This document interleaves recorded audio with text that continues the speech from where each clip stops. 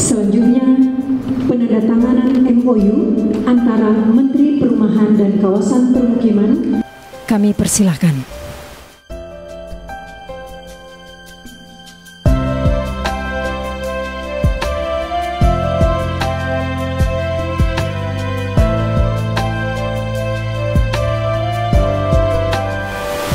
Dimohon untuk dapat menunjukkan dokumen MOU.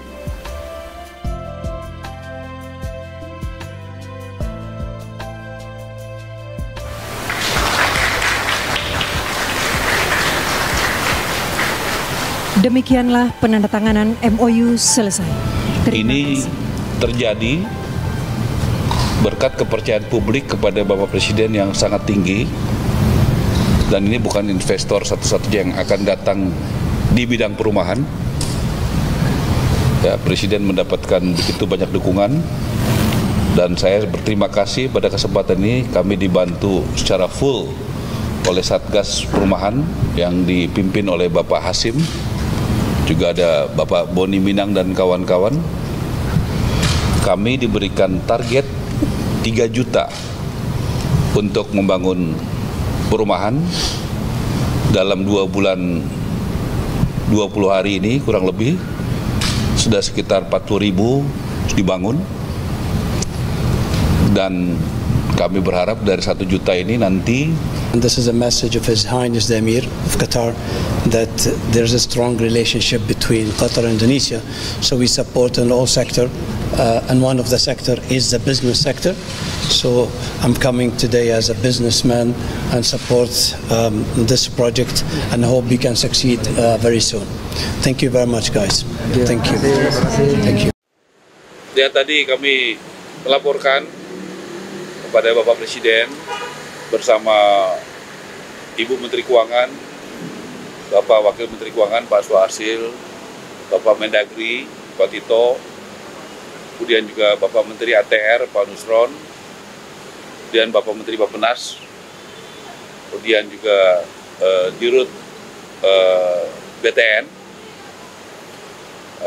kemudian Bapak Seskap. Jadi kami melaporkan sampai saat ini ada sekitar 40.000 rumah yang sudah kita bangun per 20 Oktober. Ya. Dan itu juga akan terus bertambah. Mengenai lahan, kami mendapatkan arahan yang sangat jelas bahwa memang lahan-lahan yang ada, misalnya dari Kejaksaan Agung, dari tanah-tanah hasil korupsi yang disita, kemudian juga dari BLBI, kemudian juga dari yang HGU-nya sudah tidak diperpanjang, dan berbagai jenis lainnya, itu akan masuk kepada Dirjen Kekayaan Negara, kemudian ke Bank Tanah, kemudian akan diproses lebih lanjut bagaimana kita akan membuat skema yang legal, yang ada kepastian hukumnya, dan juga yang berkeadilan. Ya, terutama buat masyarakat berpenghasilan rendah, MBR, yaitu yang berpenghasilan 8 juta ke bawah. Jadi kita akan membuat skema itu, kemudian juga mengenai pembiayaan, kita bersyukur karena kita sudah bisa memberikan kepada masyarakat yang tidak punya gaji tapi punya penghasilan, seperti bapak penjual bakso, bapak penjual sayur, ya, dan sebagainya, itu tidak punya gaji tapi punya kegiatan usaha. Kita membuat skim cara sehingga rakyat juga bisa memiliki rumah dengan yang memiliki penghasilan tadi, ya, dengan cara-cara mensupervisi, mendampingi, melihat kepada tempat jualannya dan sebagainya. Itu menjadi perhatian Bapak Presiden.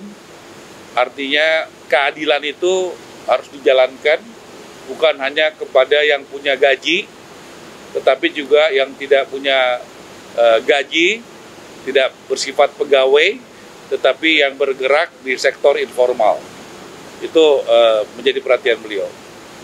Kemudian juga tadi kami laporkan, kurang lebih nanti tanggal 20 Januari itu 3 kali 30, 90 hari, ya, ada beberapa kebijakan di pemerintahan Presiden Prabowo yang pro rakyat yang sudah kami lakukan berkat dukungan kerjasama dari Kabinet Merah Putih secara tim, karena kami diminta kerjasama dengan tim Bappenas, ya, Mendagri, Menteri Keuangan, ya, ATR, dan lain sebagainya, semua mendukung. Seperti satu, kita sudah membuat SKB, Mendagri, Menteri PU, dan kami, yaitu bagaimana BPHTB itu bisa 0%, yang harusnya bayar 5%. Dan itu sangat membantu rakyat. Yang kedua, PBG, untuk bangunan gedung, ya, itu juga 0%.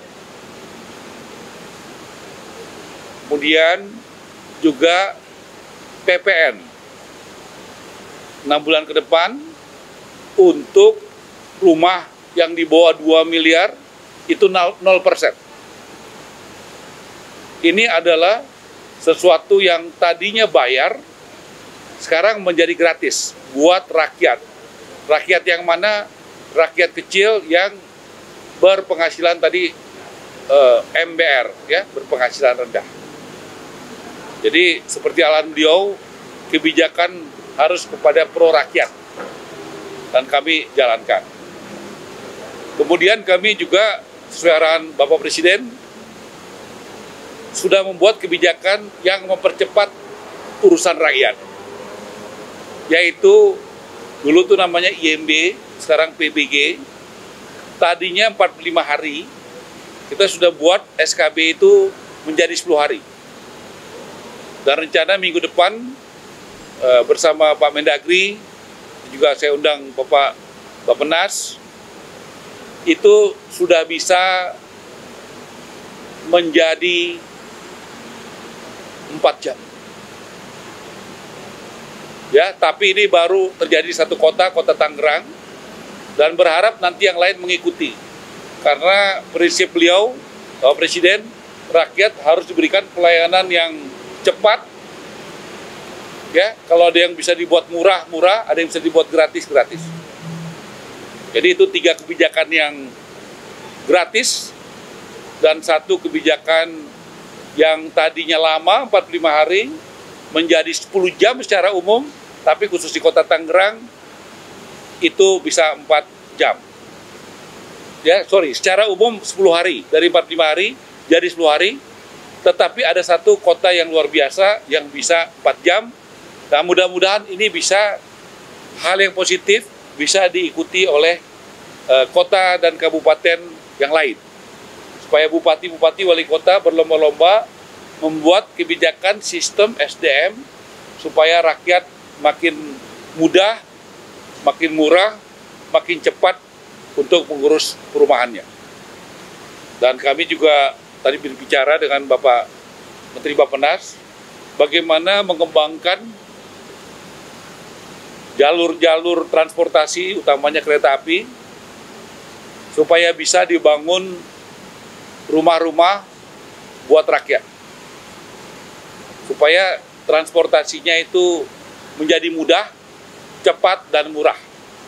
Jadi kita akan mencoba memaksimalkan daerah-daerah yang sudah ada, yang belum ada jalur kereta apinya, ya Pak, ya, atau yang dulu ada tapi sekarang belum ada, dan juga daerah-daerah baru, supaya nanti isu transportasi ini, konektivitas bisa dieksekusi dengan pendekatan yang efisien, ya.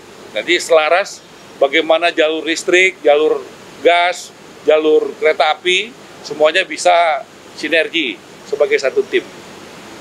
Saya rasa itu yang, dan juga dalam beberapa hari Karena kepercayaan dari investor luar negeri sangat tinggi. Bagaimana kita tahu Presiden Prabowo berbicara dengan pemimpin-pemimpin dunia, ya, di RRC, ya, di Timur Tengah, di Amerika, ya, di Rusia dan berbagai negara besar. Ya, kita harus siap. Bagaimana nanti begitu ada investasi di bidang perumahan, timnya ada Ibu Menteri Keuangan, Bapak Menteri Bappenas, Bapak Menteri ATR, kemudian nanti dari Menteri BUMN, kemudian dari Menteri Hukum, kemudian juga nanti dari Perbankan, kemudian juga dari BPKP, supaya semuanya berjalan dengan legal. Kita mesti menyiapkan tim yang kuat, sehingga nanti begitu investor datang, dia sudah bisa, ini legalnya begini, lokasinya di sini, dan sebagainya. Posisinya seperti apa, hak kewajibannya seperti apa. Dengan tentu prinsip saling menghormati, dan kita mengutamakan kepentingan nasional kita, dan juga bagaimana punya dampak kepada pertumbuhan ekonomi yang berkualitas di Indonesia. Jadi kami juga arahan beliau untuk menyiapkan tim yang solid untuk itu. Silakan Pak, tambahkan sedikit Pak. Kami dari Kementerian Perencanaan Pembangunan Nasional dan Badan Perencanaan Pembangunan Nasional, kewajiban kami membantu, mendukung kementerian dan lembaga untuk memastikan bahwa semua perencanaan itu sejalan dengan Nawacita, 17 program prioritas dan 8 program hasil terbaik cepat. Dan rapat sejak sore tadi memastikan bahwa itu berjalan seperti yang sudah disampaikan oleh Pak Menteri Perumahan, Bapak Marwara Sirait. Dan saya senang sekali, kami senang sekali karena Pak Marwara ini bukan hanya kreatif, tapi juga inovatif. Banyak hal-hal yang terobosan, yang pada masa lalu belum dijalankan, sekarang akan dijalankan dengan sinergi dengan berbagai kementerian dan lembaga yang bisa melaksanakan program perumahan seperti yang dijanjikan dan seperti yang sudah diprogramkan sejak awal. Demikian dari kami. Sekali lagi terima kasih atas perhatian semuanya. Terima kasih. Ya.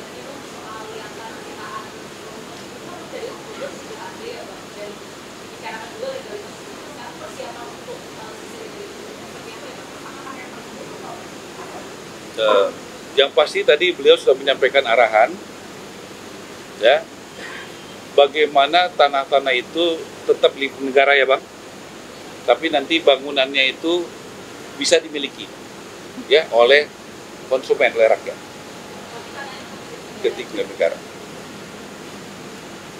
ya, gitu. Jadi itu yang sementara itu yang kita akan jadikan pegangan. Ini sudah ada arahan yang jelas dari beliau. Kami akan menindaklanjuti dengan Menteri ATR, gitu ya. Nah, jadi HGU dia tuh, ya.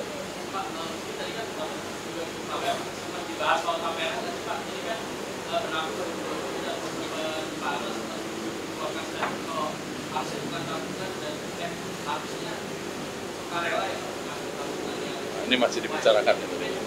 Ya. Ya. Ya, memang saya sudah undang Tapera dan saya sudah laporkan juga tadi.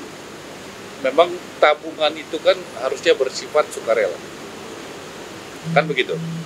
Jadi saya dorong Tapera itu harus bisa dipercaya, harus bisa bermanfaat. Ya. Karena itu yang paling penting. Tunjukkan bahwa bisa dipercaya, kredibel, tidak ada korupsi, dan bermanfaat. Dan saya melihat dalam 2 bulan perkembangan ini, ya, objektif, karena saya terus terang keras sekali untuk mengecek ini, ya, saya melihat sudah ada usaha-usaha bagaimana mereka bermanfaat bagi anggotanya yang membayar iuran itu. Buktinya apa? Ya, menyalurkan. Boleh dicek kalau tidak salah sampai hari ini mungkin 30.000, 35.000 sudah disalurkan melalui Tapera. Artinya manfaatnya sudah dilihat. Nah, ini saya minta ditingkatkan. Ya, bagaimana efisiensi tapi juga manfaat harus ditingkatkan dan transparan ke publik. Saya rasa itu kita tahu sekarang sedang berproses di MK dan kita menghormati keputusan hukum. Tapi saya ingin sesuai arahan Presiden, lembaga-lembaga negara itu harus transparan, legal, dan bermanfaat. Nah, itu kita dorong. Jadi, boleh dilihat dari hasil pengecekan saya, kalau tidak salah akhir Desember kemarin tuh saya juga menyaksikan dengan puluhan bank pembangunan daerah dan bank-bank yang ada di Indonesia. Ya, silakan. Kan regulasinya sedang ada di MK. Oh iya dong. Kita kan MK ya. Kan sudah ada berproses di MK. Cukup ya? Ya, ikutin. Satu lagi.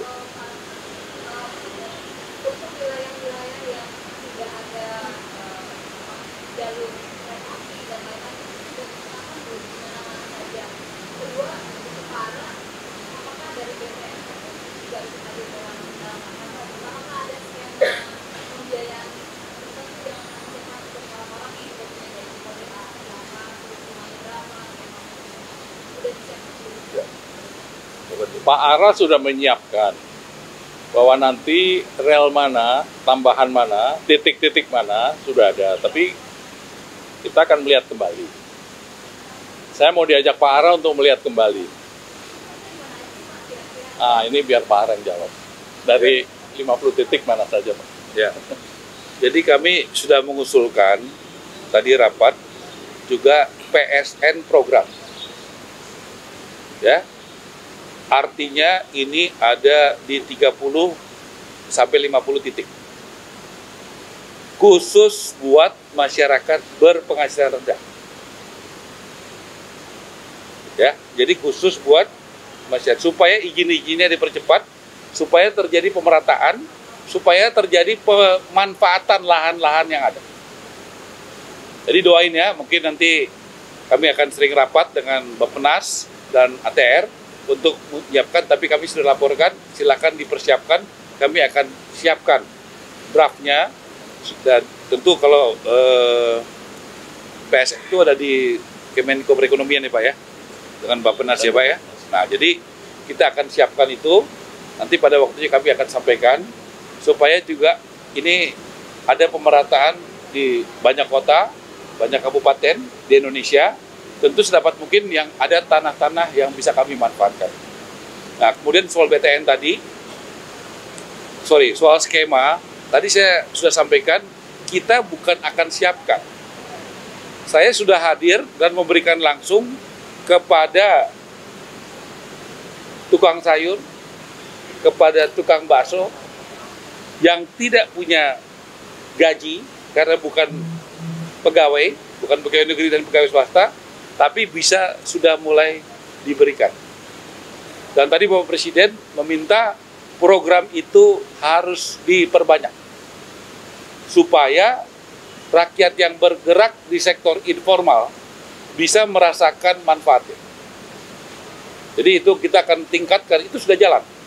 Tetapi tentu kita akan tingkatkan supaya teman-teman yang bekerja di sektor informal yang tidak punya gaji tapi punya penghasilan, itu bisa menikmati daripada program itu. Udah ya? Tadi saya sudah sampaikan 8 juta ke bawah. Tadi sudah saya omongin. Udah ya? Terakhir ya.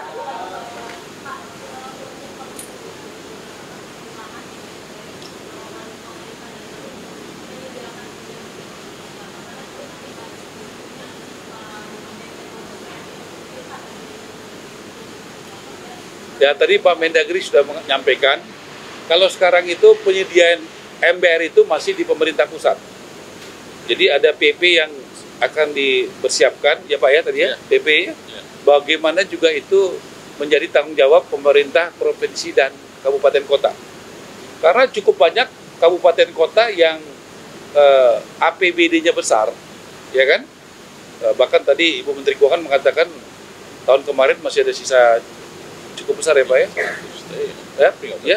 Cukup besar ya. Nah itu kalau bisa masih banyak warganya yang tidak punya rumah, kenapa tidak dilakukan itu? Nah ternyata kita sudah pelajari dalam 2 bulan ini, ada yang mengatur bahwa itu tanggung jawab pemerintah pusat. Nah kita akan coba menjadi tanggung jawab juga dan boleh mengurus.